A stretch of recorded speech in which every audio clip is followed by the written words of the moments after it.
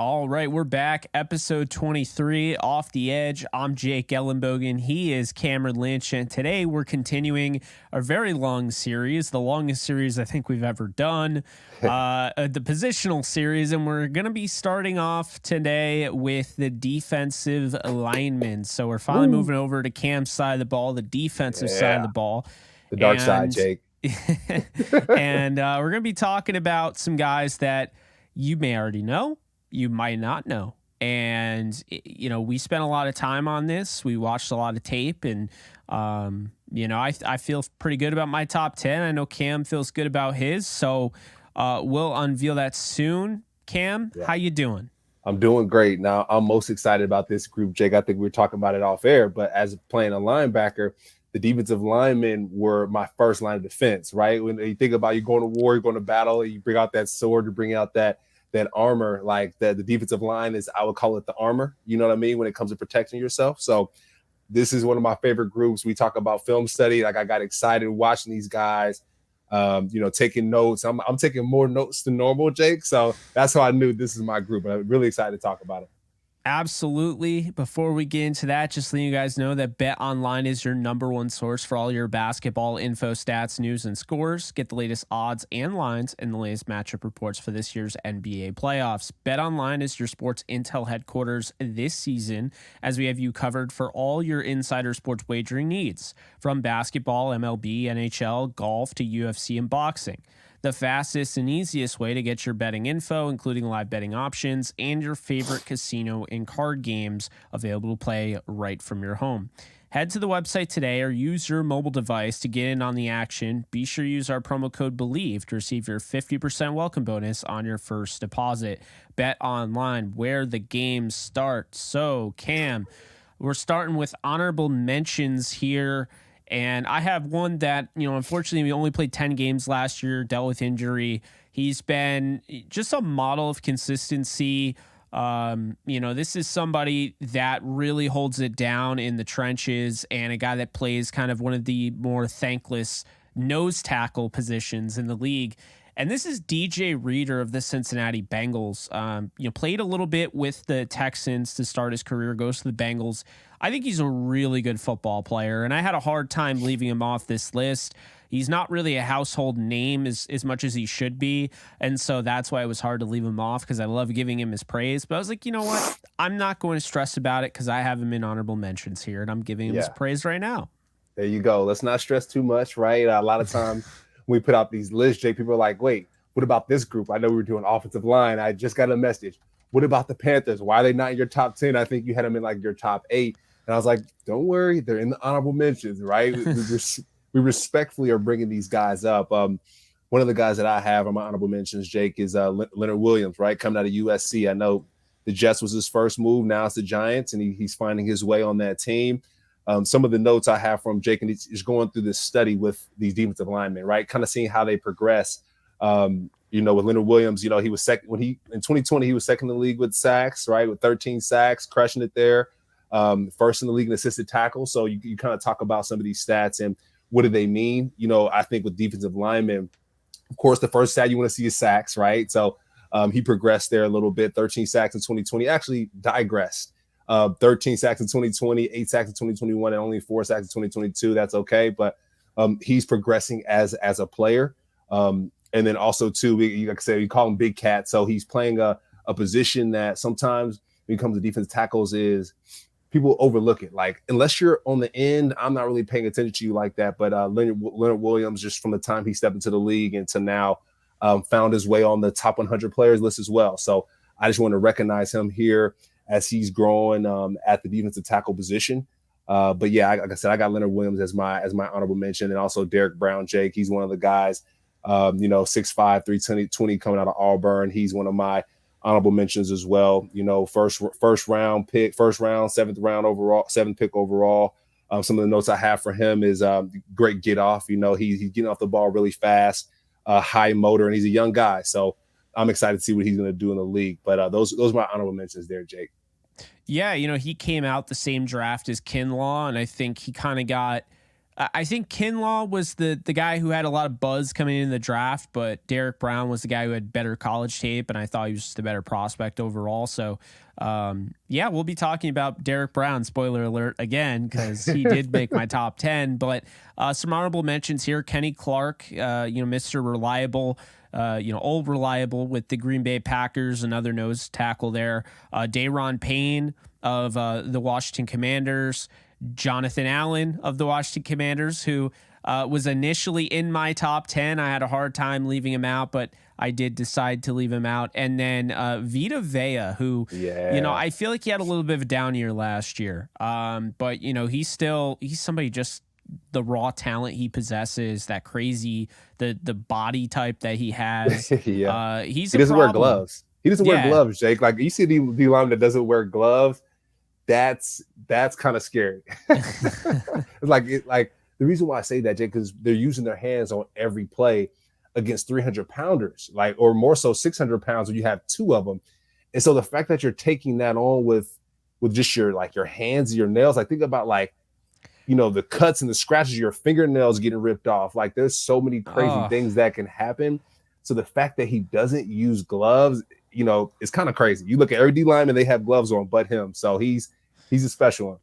Yeah, that's nuts. I mean, I didn't wear batting gloves when I was playing baseball as a kid, but I think that's different. It's a lot different. Yeah. I mean, you're hitting moonshots, Jake. I get it, right? You got that power like Aaron Judge. I get it, my man. Okay. Appreciate it. No, I was more of a line drive. I'll steal second anytime I want type of guy. But okay. But we move on to the top 10. And starting off with number 10, and I want to hear who you got. I have Javon Hargrave now of the San Francisco 49ers. I think this is somebody that kind of gets lost a little bit in the shuffle. It's weird because when he signed with the Niners, it was so big. It was $20 million a year. Massive deal. Everyone knows who he is now because it's one, he's going to a massive organization. Everybody knows the 49ers. Number two, he's getting big time money. Three, he played in the Super Bowl. He's an incredible pass rusher, interior wise, coming out of, the HBCU, South Carolina State. The Steelers get him. Then he decides, you know what, I like Pennsylvania, but unfortunately, I'm not going to come back to Pittsburgh. I'm going to go to Philadelphia. Right. So he made his presence felt there. And now, here he is, coming off of 57 pressure, 11 sack season. He's heading over to the San Francisco 49ers. And, I mean, he has a chance to go up the rungs there because he's got guys like Bosa and Arik Armstead that's going to make his life a lot easier. But I have him at number 10. Nice. I do too, Jake. That's a good call. And I actually had him in honorable mentions at first. And I started doing more research. I'm like, wait, he's the fourth highest paid defensive lineman. Like, you don't just pay somebody that money if you don't think he's great. And so I'm like, okay, this bump him up a little bit. And then you talk about the Super Bowl. He just came out of the Super Bowl. And I'm like, okay, bump him up even more, Jake. And you talk about just the elite level of defensive linemen that are at the 49ers now, but also think about the elite level defensive lineman that he was at with the Eagles. And so I think that's just value there, Jake, right? He's only going to make the 49ers that much better because he has that experience. And you mentioned coming out of HBCU, Jake, that's a big deal because it's a big deal, but a lot of the Hall of Famers are HBCU grads. But then also, too, he's a third rounder. Jake, we'll go through this list. And just through my research, I realized a lot of these guys are all first rounders, top 20 picks. This guy's a third rounder. So the fact that he made it this far to be the fourth highest paid defensive lineman, he had to jump up my list, Jake. So I got him at number 10. And like you said, he might jump up even more as time progressed. Some of the notes that I had when I was taking notes, like I said, I'm excited about these defensive linemen. Some of my notes is he plays with a chip. So we just talked about it coming from an HBCU, third rounder. That chip is ingrained. Second, he has a nasty first move. A lot of times with these guys, you see them come off the line of scrimmage and, they kind of figure out where they're going to place their hands. He's the type to throw the punch first, Jake. I don't know if you ever got in a fight before. I didn't fight much, Jake, unless on the football field. But in person, with these teeth, my guy, I don't know if I would fight. But a lot of times when you get in a fight, they say, throw the first punch a lot of the times, right? Or you'll figure that out. Like, if you get in a fight, throw the first punch.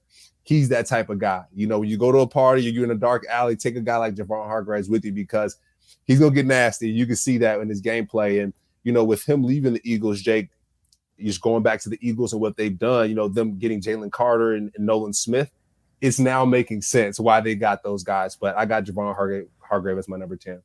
Yeah, no, absolutely. Number 9 is a first round pick. We already talked about. We talked about Derek Brown. I just am so impressed with the type of player he's become. And look, he doesn't get a lot of sacks, and I think that's going to be a reason why some people look at this like, huh? But I don't really care. I mean, this guy, first off, he had 40 pressures last year. Okay. That's more than Christian Wilkins, who we'll probably talk about. That's as much as Aaron Donald had in the first 11 games. So it's not, it's Aaron Donald would have had a lot more, obviously, but you got here's the thing though. He plays a different role. He's one of the best, if not the best run defender in the NFL. I mean, he's already so good against the run. And he just plugs up the gap. And, for me, when you look at Derek Brown, how young he is, he's only going to get better. And having him with Brian Burns on a defensive line, that is nasty. So he's number 9 for me, but I'm curious who's number 9 for you. Yeah. I like that number 9, Jake. I'm going to talk about Derek Brown just a little bit more. And I'll share my number 9, but Derek Brown, one thing, just coming from the Panthers, just from my time playing against them, you got Thomas Davis and Luke Kuechly. Those guys run to the football. And not only them, but they also force the defensive linemen too. So like Julius Peppers, when he was playing there, old veteran, but you would see him on tape running to the football. That's one thing that the Panthers organization, they teach effort. And so for Derek Brown, that's one of my notes for him is he has relentless pursuit. And those words for a lot of times defensive coordinators, it gets there like, you get chills, you get bumps because a guy that's 6'5", Jake, 320 with relentless pursuit, like it's problems for everybody and their mother. You know what I mean? Anybody that's in that stadium, he's causing problems for. And like you said, he's a young cat, so he has more time to grow, playing with Burns as well. That's excellent. So Derek Brown, I love that pick. Like I said, I got him as my honorable mentions. My number 9, I got Jeffrey Simmons, Jake. Jeffrey Simmons, he's my number 9. He's the number 2 highest paid defensive lineman. So arguably he could be higher up on this list, but I got some other dogs, some other older gentlemen that I have up there. But Jeff Simmons coming out of the Titans, very impressive. One of the notes I have from him is he likes to talk shit, Jake, right? He likes to talk shit. There's some, and I appreciate that. A lot of times when it comes to defensive linemen, you want them to talk and be verbal. Think about like Aaron Donald, who's going to be in this list as well. He talks crap, but only if you mess with him. I think if you hold them, or if you kind of do something that's like illegal, he's like, all right, I'm gonna talk smack against you. You'll hear it on like the mic'd ups. But Jeffrey Simmons, he's talking complete smack. I think you just like on the top 100 list, people would say is like his mentality is like, I'm bigger than you, I'm stronger than you, and I'm gonna run through you, right? And so he takes that into his gameplay. We talk about his stutter bull rush is kind of dangerous because he hits you with that stutter, kind of lulls you asleep and gets you set on your heels as an offensive lineman. And he hits you with that bull rush, and then he just driving you back to the quarterback. You get the offensive lineman gets pancaked, the quarterback gets sacked, and everyone's upset. But I got for him in 2021, he was second in the league with 11 sacks. Jake, that's why he's number 2. That's why he's number 2, the highest paid defensive lineman. And then I had him with 88th with 44 tackles.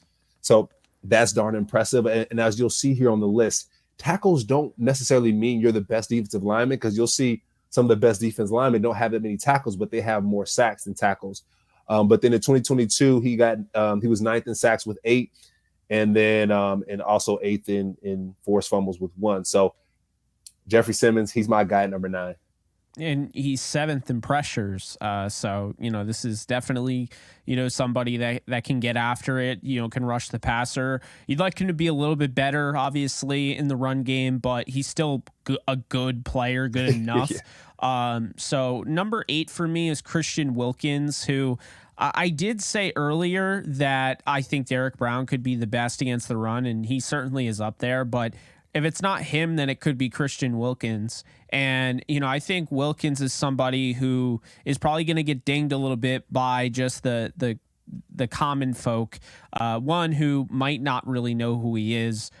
2, they heard that 30 pressures he's not pass rusher, right? He's I would say he is an electric run stopper. He is a guy. Mm-hmm. He's a gap filler, gap eater. Very likable guy from his story at Clemson, and first round talent. He's going to be on that big time Miami defense that just continues to load up. And I just think he deserves mention. He's 8th for me. He could have been a little bit higher. He could also been a little bit lower. I decided to settle down at 8th. I think that's a good spot for him.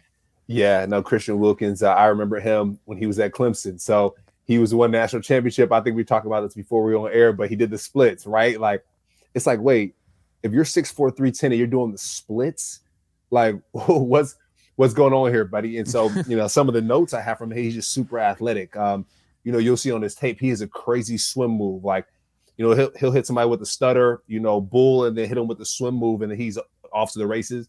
And the only thing about the swim move, Jake, is having a great swim move can cost you, because when you do that swim move, you open up those ribs, and that's where that contact comes in, and you're on your back, and you get pancaked yourself. So, he's perfected that, though. And another thing you mentioned, his personality. He's a captain of the team. So that just goes to show he's a leader in his own right. First round, 13th pick.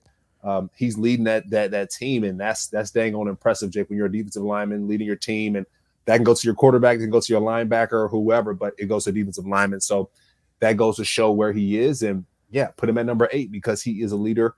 Going to some of his stats, Jake, in 2020, he was 6 in total tackles with 40. Pretty decent. In 2021, he was 1st in tackles, Jake, with 56 of them. 4th in assists. He was 19th in sacks. So, had to pick that up a little bit the next couple of years. But in 2022, last year, Jake, 1st in tackles as a defensive lineman. So this is why he's number 8 on our list.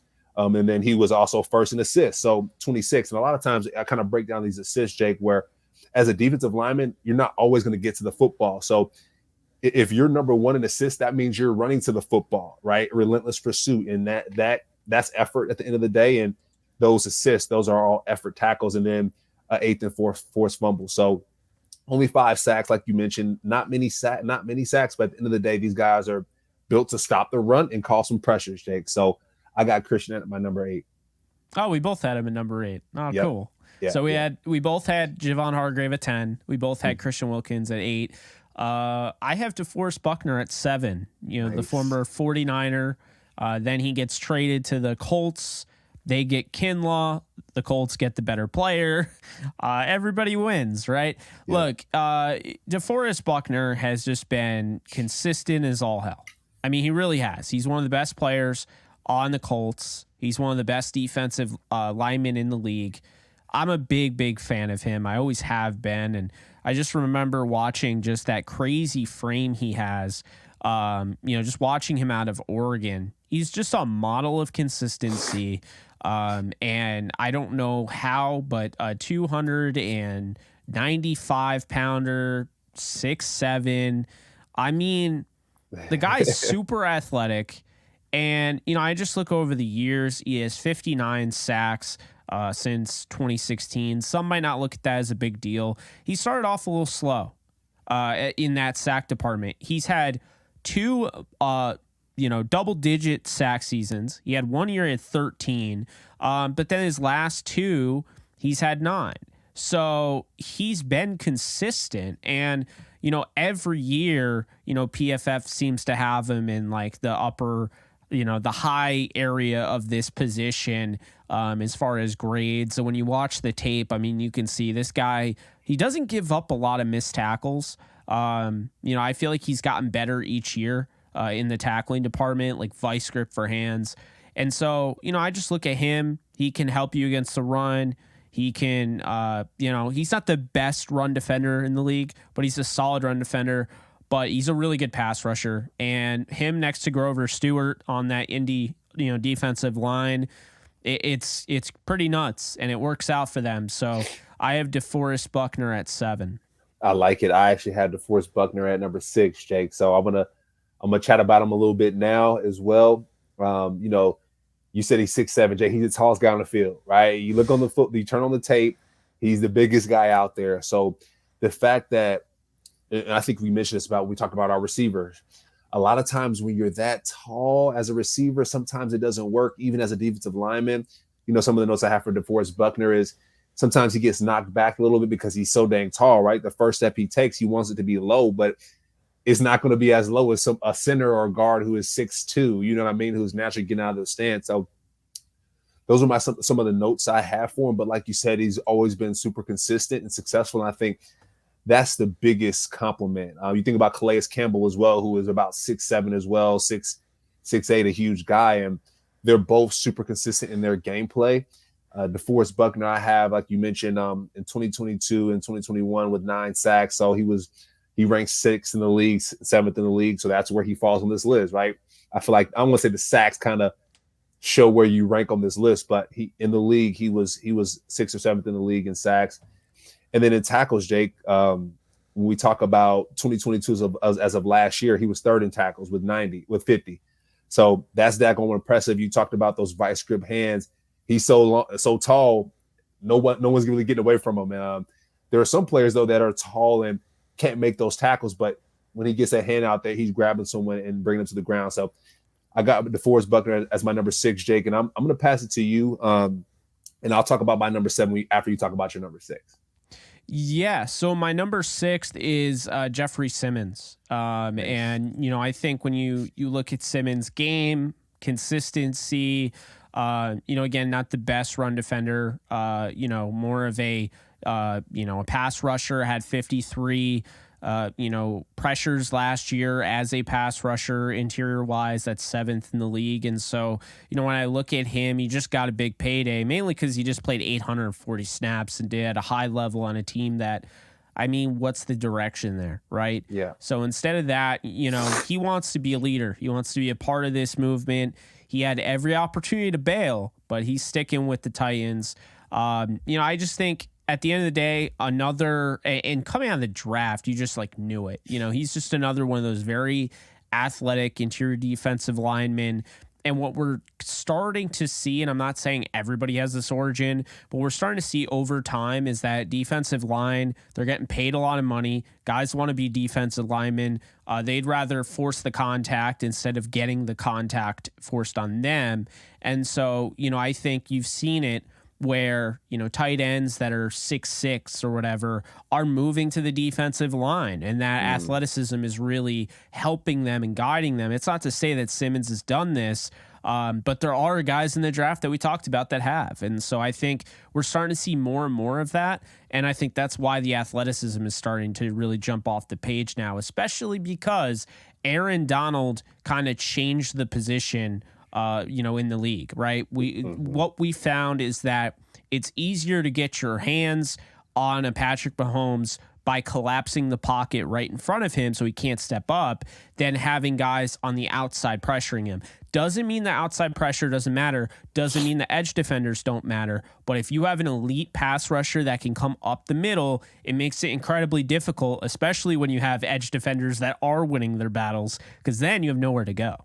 You have nowhere to go, Jake. And the quickest way to get from one point to the other point is a straight line from A to B. And when you're lined up over the ball, you're causing that you're getting to that point in the quickest manner. If you're coming from the edge, that line's gonna be a little bit longer. But when you're right over the ball, that line's shorter.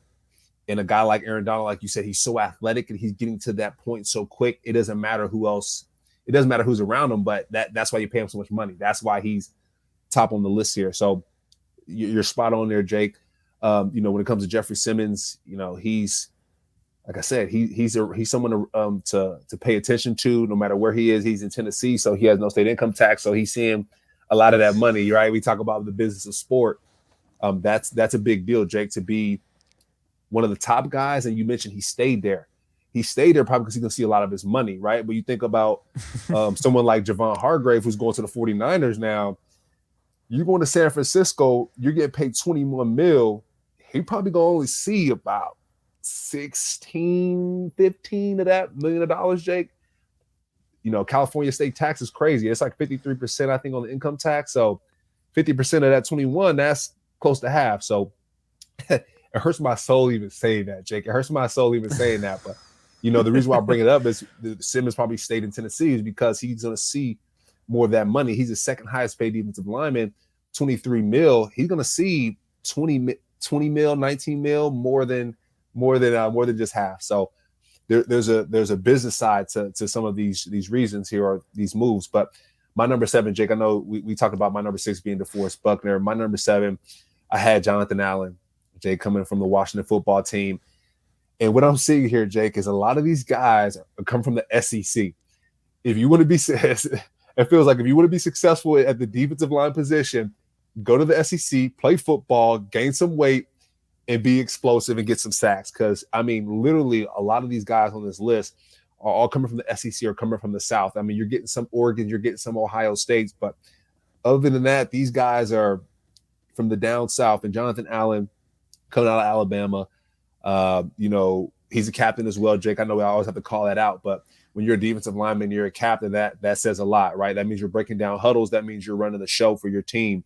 And it always starts up front. So it's cool to see that. Some of the notes I have for him, when he's on that top 100 list is, I think Jason Kelsey was saying it, but guys like Jonathan Allen are super scary. And like offensive linemen don't like to block guys like that because they have that combination of power and speed, and it's just confusing. Yeah, Jonathan Allen likes to confuse his offensive linemen. And so Jason Kelsey was saying that he's like, man, this is a scary business. I don't like blocking guys like this because we don't know what we're going to get. Some of the notes for Jonathan Allen, the reason why I do have him on this list, Jake, in 2022, he was first in forced fumbles. So a lot of times you'll see what separates these defensive linemen from their stats are core sacks. You get paid to sack the quarterback and cause pressures, but also forced fumbles. When we get to the top of this list, you'll see Aaron Donald. My man has a lot of forced fumbles, but Jonathan Allen, first in forced fumbles in 2022, ninth in sacks with 8 of them, 6 in solo tackles with 44. So that means he's running to the football. Like I said, we'll go back up to Aaron Donald's numbers, and he was first in a lot of these lists, right? Assists, tackles, and sacks, and forced fumbles. So to see Jonathan Allen doing that, that's why I wanted him on this list here. 2021, he was 4th in sacks with 10, which is really impressive. And then in 2020, he was 3rd in tackles with 43 and assists with 17. So he's consistently producing, tackling the football, sacking the quarterback, and getting the football back for his team. So Jonathan Allen, number 7 on my list, Jake. I mean, you got him and you got Daron Payne on the same defensive line. If Chase Young comes alive this year, there's a big chip on his shoulder now because they declined his 5th-year option. And then you have Montez Sweat. Oh, man, that defensive line. If Chase Young stays healthy, that defensive line is horrifying. Yeah. I really like Jonathan Allen. I was close to having him on my list. I actually went back and forth, took him on, had him on, took him off, had him back on, took him off. So it's like not that easy, but it does. And the reason it's like that is because we live in such a healthy defensive line world right now. I mean, there's so many really talented players in the defensive line. There's no shortage of really talented players. And that goes for Quinnen Williams, who's my number 5. You look at what he's doing with the Jets and why they're so, quick to try and be like, hey, we want to get this deal done because we want to go win Super Bowls. We want you to be around. We don't want to get rid of you. Quinnen Williams is awesome. He really is. He is just such a talent. 52 pressures last year, 8th in the league, 13 sacks. I think really the big thing with him is, that he is just consistent. I don't really have to worry about him as a run defender or a pass rusher. He does it both. He's really good on both sides. What you'll find is guys on the list that were below him might have been better pass rushers, might have been better run defenders, but it was one or the other. They're not great at either. He's great at both, in my opinion. And so I look at somebody like Quinnen Williams is, okay, this guy is, he's in the top 5. We're talking about the upper echelon elite guys, starting with the top 5. I'm going with Quinnen Williams here. I like it. I actually had him at my number 4, Jake. So whenever you talk about your number 4, then I'll talk about my number 5. But Quinnen Williams, another Alabama guy. Here we go again. These guys are dominating the defensive line room, clearly. One of the notes I have for Quinnen is truck. Like all caps, this man is a truck. He's also a leader of that team as well. He brings the energy. he'll have the memes, right, where he's sneezing and blessing himself, like in interviews. Like he's a great person to have in your organization. And you talk about getting his contract finished. That's extremely important. They locked in Aaron Rodgers. They locked in their receivers, Lazard. They locked in folks like that. But Quentin Williams, like you said, defense wins championships. And if you start with your defensive line or finish with your defensive line, right? Because they started with Aaron Rodgers, but finish with your defensive line, I think they're going to be happy. A man 6'3", 300 pounds, force to be reckoned with. I have, like you said, he had 13 sacks this past year, which was excellent. He was first in forced fumbles with 2 of them. Like we talked about, the guys that are at the top of this list are at the top in the forced fumbles and getting that football back. Back in 2021, he was 11th with 7 sacks. So that's pretty dang good, Jake. And he pretty much doubled his numbers this year. He knew this was contract year, right, in 2022. So he was like, hey, let's go ahead and double these things up. In 2020, he was 6th in sacks with 8 of them, and 10th in tackles with 37, and 2nd in forced fumbles with 2. So, Jake, I think as people will see, as people listen, all these guys are at the top of the list. When you think about that receipt that you get for a player, hey, what am I getting? Oh, I'm getting number 1 in pretty much every single category. That's why he's up here. So I got Quentin Williams as my number 5, and I'll pass it to you, Jake, to talk about your number 4. So, yeah, I mean, I think you and I both like Quentin Williams a lot, obviously, if we both have him at 5. Number 4 is a guy that I think is somehow, some way underrated, and that is Cameron Hayward. Now, Hayward is just somebody, I mean, he's got 559 pressures for his career. He just had the most sacks he's had in a season since 2017 with 12. And, the guy has had at least 50 pressures in almost every season he's played in. Just a model of consistency. I feel like I keep saying that. A big reason why this position is so important. You need guys to be consistent up front. But Cameron Hayward doesn't go away. He just continues to fall down the consensus top 10s, but he doesn't get any worse. And I'd argue he's somehow getting a little bit better even. What he's done, it's allowed guys like Alex Highsmith to thrive. It's allowed guys like TJ Watt to come out and immediately make an impact. It allowed guys like Javon Hargrave to grow because Hargrave was on that defensive line. And it's why every single year it seems like, the Steelers grab an interior defensive lineman since they lost Hargrave, and they just work. And I feel like that has more to do with Hayward on the defensive line than anything. So this is me planting my flag. Cam Hayward, number 4. I just think he does not get enough credit. And I don't know what I mean by that. I mean, I'm sure he gets credit, but like when I see him not even in the top 5, like I just think it's because he's not ultra athletic. He's not this sexy guy. He's not new, right? He's been around since 2011. But he's just continued to stay in that top 5 range. And look, he's getting older. Don't get me wrong. I mean, we're all getting older every day. He's 34 though, right? But it doesn't mean just because he's 34 that I don't want to put him, in the top 5 or the top 10. And I mean, I'm seeing him way too often, way down the list. And I'm just like, I understand you're excited. You're excited about the young, youthful exuberance of a Daron Payne, a Jonathan Allen, a Vita Vea, even Derek Brown. But if you're putting those guys on the list over him, I think that you're jumping the gun. Yeah, jumping the gun, Jake. You called it. You jumping the gun. Cameron Hayward, Jake, you said playing since 2011. That's almost 10 to 12 years of football at the defensive line position. Like doing anything for 10 to 12 years in general is a lot. Like, wow, bravo for you. But the fact that he's playing defensive line, that's tough. That's almost worse than like running back. Jay, we talk about the lifespan of a player. Running backs have a short lifespan. Defensive linemen, bro, they go through it. So the fact that he's been consistently at the top, 6'5", 295 coming out of Ohio State.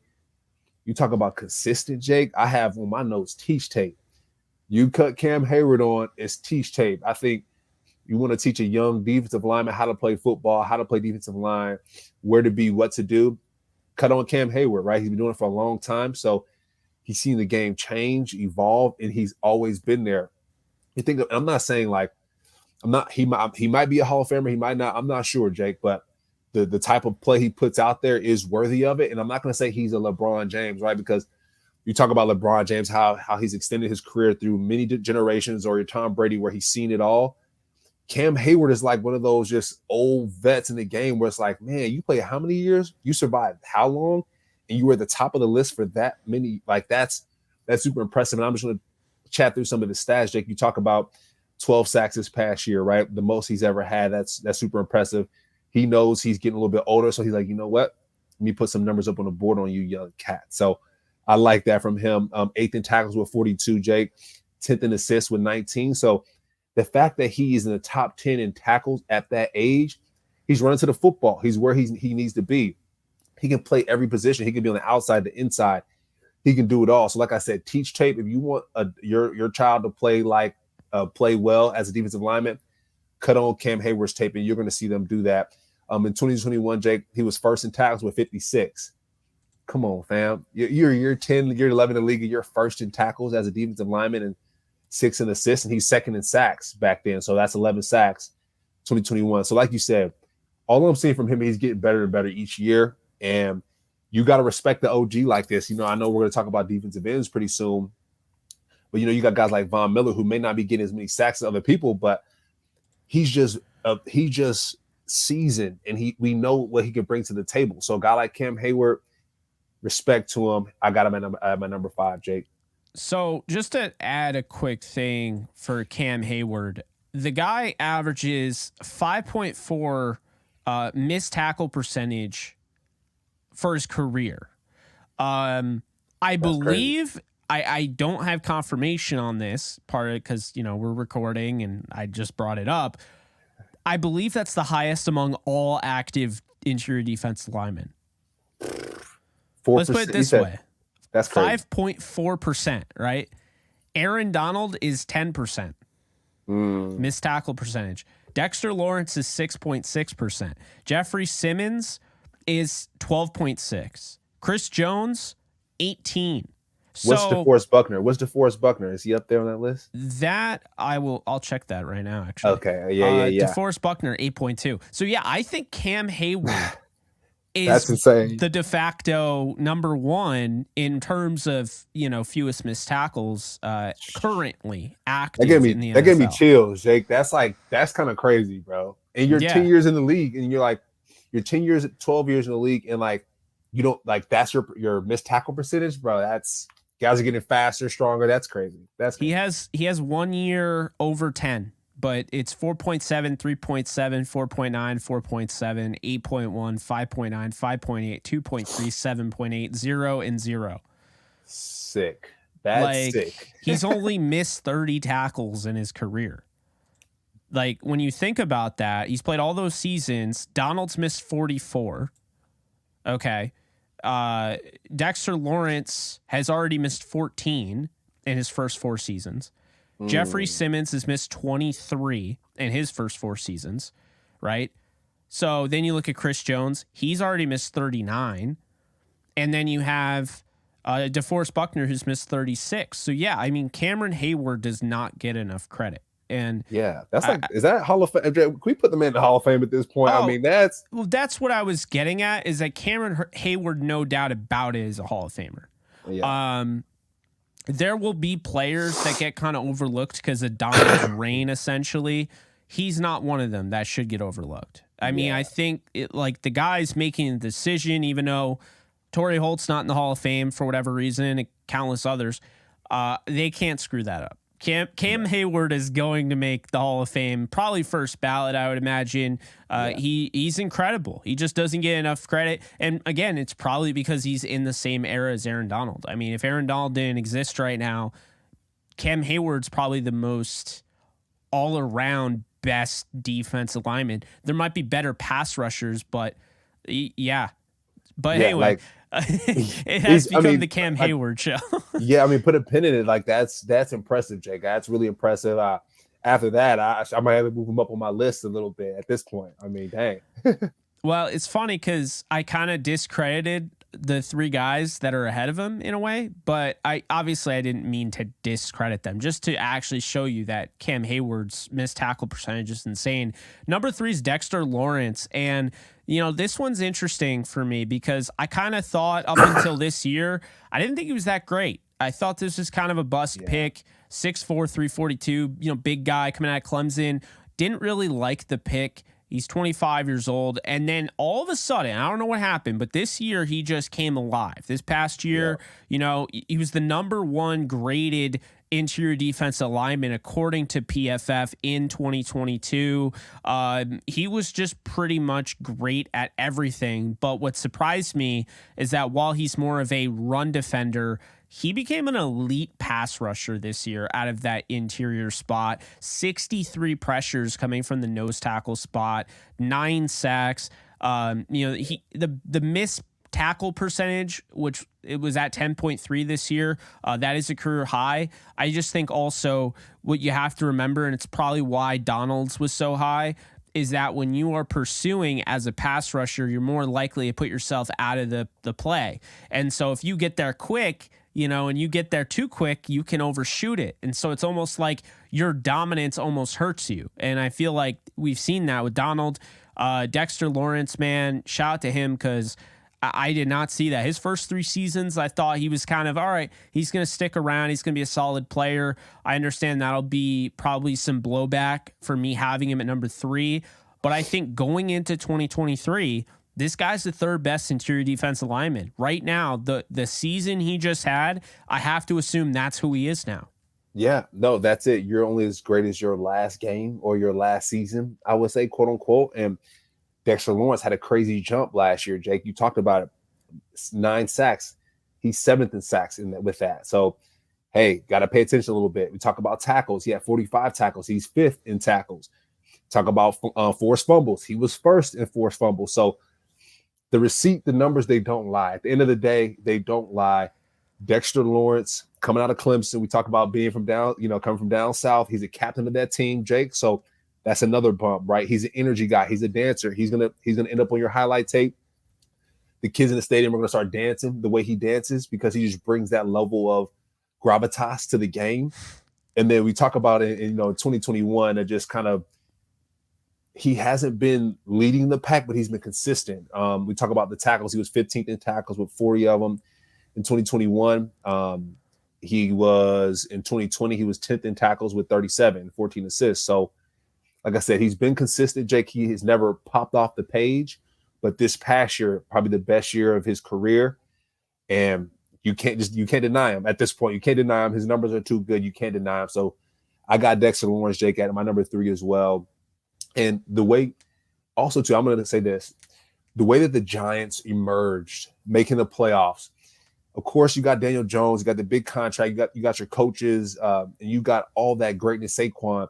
But think about on the defensive side, how are they doing so well on the offensive side? Because you got a guy like this causing havoc and getting the football back. They made the playoffs, they made a deep run, and you gotta attest some of that to Dexter Lawrence. So shout out to him. He's my number 3. Yeah, and kind of like what you said earlier, as a linebacker, these are the guys that this is your armor essentially. And so it makes guys' lives easier in the back end. Maybe it's the secondary, maybe it's the linebackers. It doesn't really matter. It's going to make the defense better. You build from the inside out in the NFL. Not a lot of teams got that memo, but you're supposed to build from the inside out. And I think these next 3 guys, and we just talked about Lawrence, definition of building inside out. You want these guys, if you're going to start a team, you want these 3. So number 2, we have the same 1-2. Number 2 is Chris Jones. The guy is an absolute animal. Look, he just basically, okay, Donald, you're out of commission. I'll take over. And so that's what he did this year. 77 pressures. He's had 414 for his career since 2016. That's a whopping amount there. 15 sacks. He had 10 the previous year, 8, 9, 16 going back to 2018. He has been so good as a pass rusher, so dominant. My biggest concern with him, his missed tackles, man. We talked about 18% missed tackle rate for his career.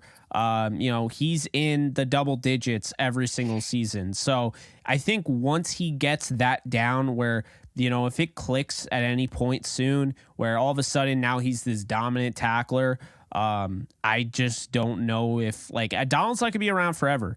He'll be the best defensive lineman in football when Donald's out, but I do think that missed tackle thing is eventually it's going to have to get better because, and I will say that to his defense, this past year for the year prior, but you'd like to see that better. And what I will say is he just played by far the most snaps he's ever played in a season with 915, Cam. The year previous, okay, the most he's ever had was 773 back in 2018. So for the most part, he's been around the 600s, 915 snaps, 620 pass rush snaps. They think the world of him, and they've given him a load, and he's taking it on. Yeah, well, hey, he can thank Patrick Mahomes for that, right? He's probably playing in the postseason a lot more, so his reps are increasing, his conditioning will have to increase, and I think that's what we're seeing, Jake, is some of these defensive linemen that play at a high clip, like Chris Jones, who I have as my number 2 as well. He's 6'6", 310, so I'm sure a lot of times he's running on and off the field to get some air. What I would like to see this next year, like you said, to turn that corner is to increase those tackles, my man, because when it comes to that list, he's kind of at the bottom tier of the list, or maybe like a little bit lower than the middle section. And for a guy that's, number 2 on our list, like you kind of want to see that get a little bit better. Some of the guys that we talked about, number 10, number 9, you go back to Cameron Hayward.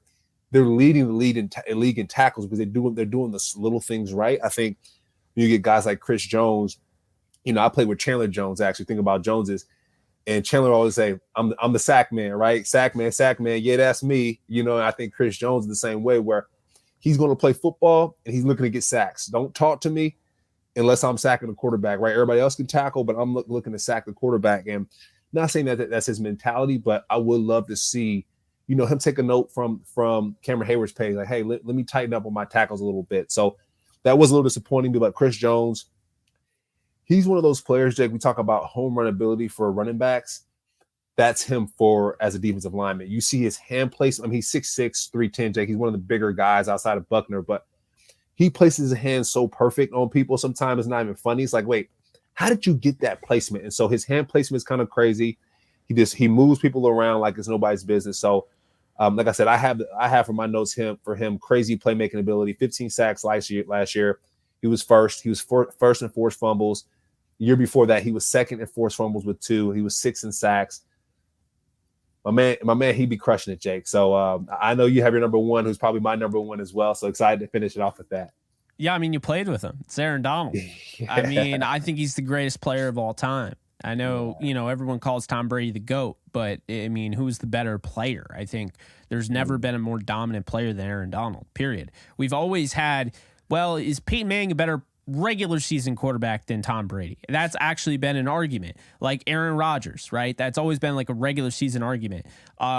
I feel like the GOAT has that conversation's all about rings, for people. But when it comes to Aaron Donald, he is the most dominant player because there's never a question of who the best freaking guy is at that position. The only question is he better than LT all time? I think he's better than anybody, really. I mean, I've never seen a guy where when he's on the field, it feels like he's just a animation that's faster than everyone else in a video game. I mean, it's honestly incredible. He just looks so different. It's like you took a 6'1", 280-pound interior defensive lineman, you jacked up his speed, acceleration, and his athleticism, agility to 99, and that's what happens when you use him in Madden or whatever. So, look, Aaron Donald, 705 pressures for his career since 2014, 110 sacks.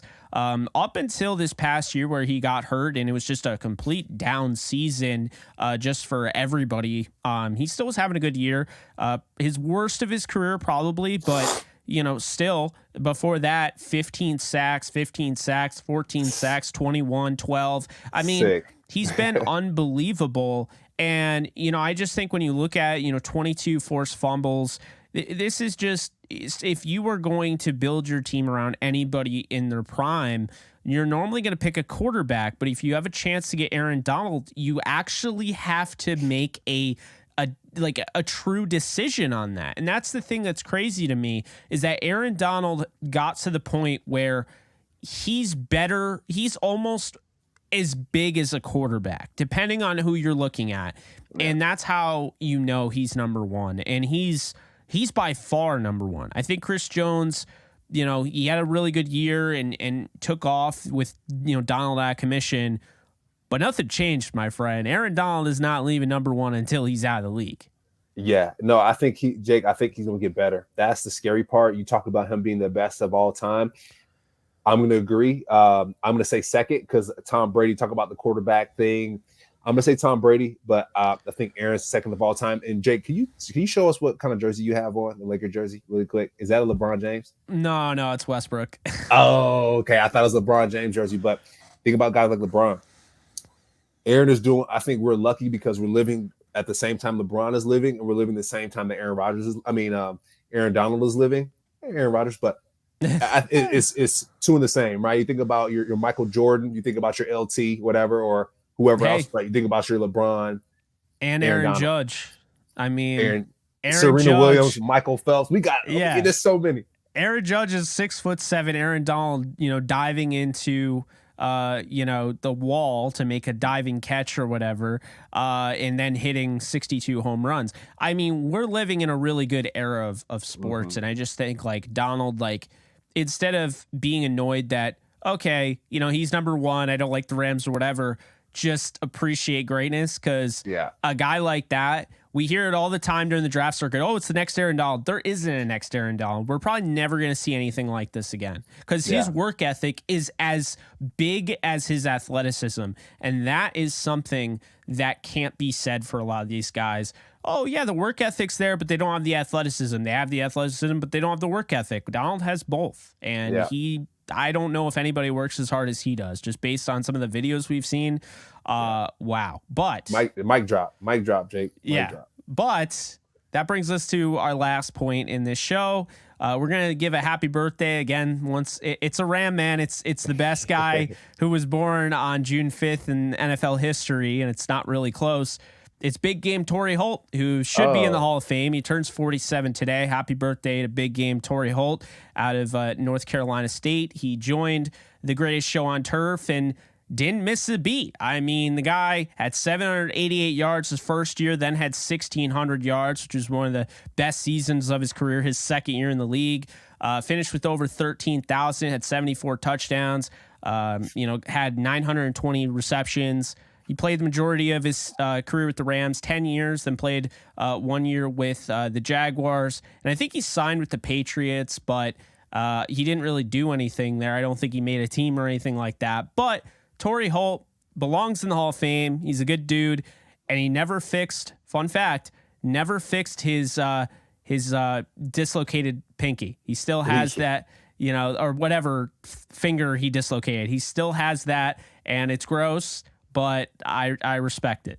Yeah, battle wounds. Happy birthday to Torrey Holt.